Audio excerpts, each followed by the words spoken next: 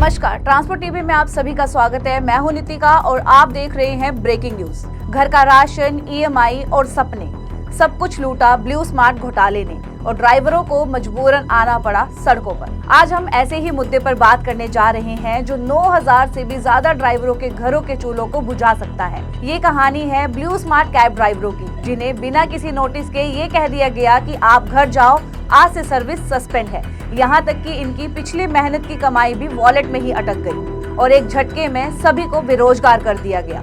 Delhi, NCR जैसे बड़े राज्यों में सभी कैब सर्विसेज सस्पेंड हो गई। एक्सपैंड कर रहे इस स्टार्टअप में एकदम से ठहराव। जो कंपनी ईवी यानी कि इलेक्ट्रिक कैब सर्विसेज में क्रांति ला रही थी, वो अचानक से ठप कैसे पड़ गई। पूरी कहानी आपको बताएंगे, लेकिन आगे बढ़ने से पहले आपके लिए लेकर आए हैं ये जरूरी सूचना। अगर आपने बीमा पॉलिसी ली है ट्रांसपोर्ट मॉल से और हो जाए कोई भी दुर्घटना, तो आप कभी भी क्लेम हॉटलाइन पर कॉल कर सकते हैं।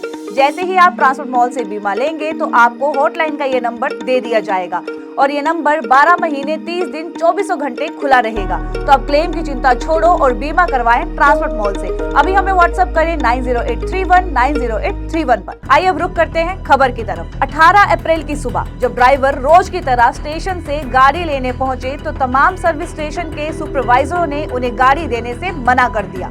बोला गया कि सेवा स्थगित है, ऑडिट चल रहा है। ओला, उबर जैसे सर्विसेज प्रोवाइड नहीं करते। ये कंपनी ड्राइवरों को गाड़ियां भी प्रोवाइड करती थी, जो काम करने के बाद आपको वापस स्टेशन पर ले जाकर पार्क कर देनी होती थी। अब इस कंपनी में लगने से पहले सभी ड्राइवरों को 5000 रुपए का चार्जर खरीदना पड़ता था। अब ऐसे में ड्राइवरों का कहना तो ये है कि सालों से हम काम कर रहे हैं और तो और चार्जर के 5000 भी हमसे ही लिए गए। आज बिना कुछ बताए उन्हें अचानक काम से निकाल दिया गया। क्या ये इंसाफ है? ड्राइवरों का पैसा वॉलेट में फंसा है, ना तो वो इस पैसे को निकाल रहे हैं, ना इस्तेमाल कर पा रहे हैं और तो और साप्ताहिक इंसेंटिव भी नहीं आया। अब सवाल ये आता है कि ऐसा क्या हुआ जो अचानक से 9000 से भी ज्यादा ड्राइवरों को काम करने से इनकार कर दिया गया। तो आपको बता दें, ये सारा का सारा खेल जुड़ा है दो व्यक्तियों से जो इसी कंपनी के फाउंडर है। जी हाँ, ब्लू स्मार्ट की मूल company Gensol engineering private limited, जिसे इलेक्ट्रॉनिक वाहन तकनीकी का भविष्य बताया जा रहा था, अब ये सेबी के रडार में है। 15 अप्रैल सेबी ने संस्थापक अनमोल सिंह जग्गी और पुनीत सिंह जग्गी पर 262 करोड़ रुपए का घोटाले का आरोप लगाया।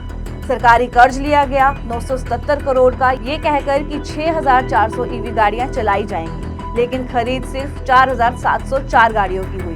तब ऐसे में बाकी का पैसा कहाँ गया?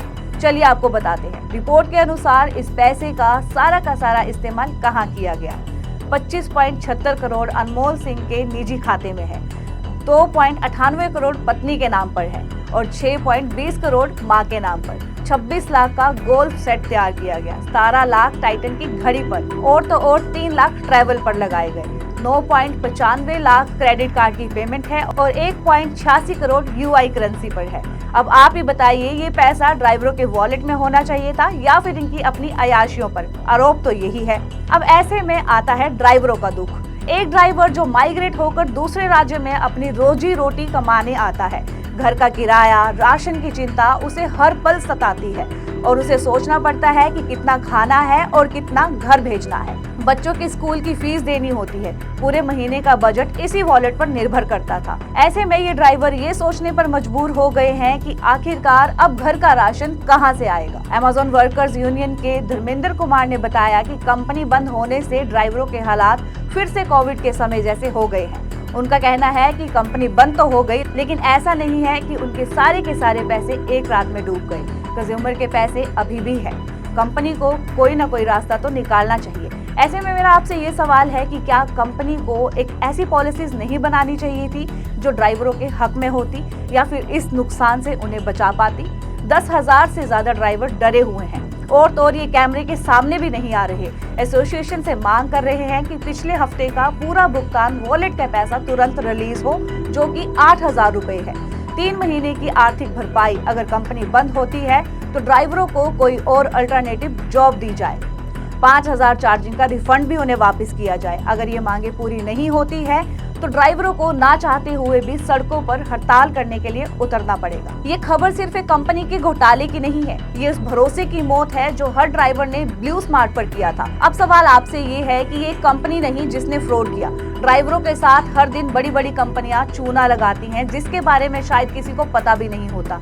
इस मामले में कंपनी के फाउंडर पर आरोप है, तो अब आप ही बताइए, क्या इसका खामियाजा भी ड्राइवर ही भुगतेंगे? खैर, इस खबर पर आपकी क्या राय है वो आप हमें कमेंट करके जरूर बताएं और इस खबर को ज्यादा से ज्यादा लोगों में शेयर करें। और अगर अभी तक आपने हमारे इस चैनल को सब्सक्राइब नहीं किया है तो अभी इसे सब्सक्राइब भी करें। ट्रांसपोर्ट टीवी से जुड़े रहने के लिए आप सभी दर्शकों का धन्यवाद। नमस्ते भाइयों, सब ड्राइवर भाइयों को राम राम।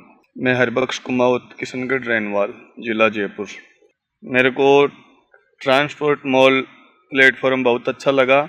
यहाँ पे सभी प्रकार के ड्राइवर भाइयों की बातें सुनी जाती है और भारत में यह पहला मॉल है जो हमें हर प्रकार की सुविधा मुहैया करवाता है और हमारे ड्राइवरों की बातों को आगे तक पहुँचाता है। यही विनती है कि ट्रांसपोर्ट मॉल प्लेटफॉर्म से ही बीमा करवाए। यहाँ हर प्रकार की सुविधा दी जाती है और आज दिन तक ट्रांसपोर्ट मॉल प्लेटफॉर्म का कोई भी इंश्योरेंस बना हुआ क्लेम में कोई भी परेशानी नहीं आई है। धन्यवाद भाइयों।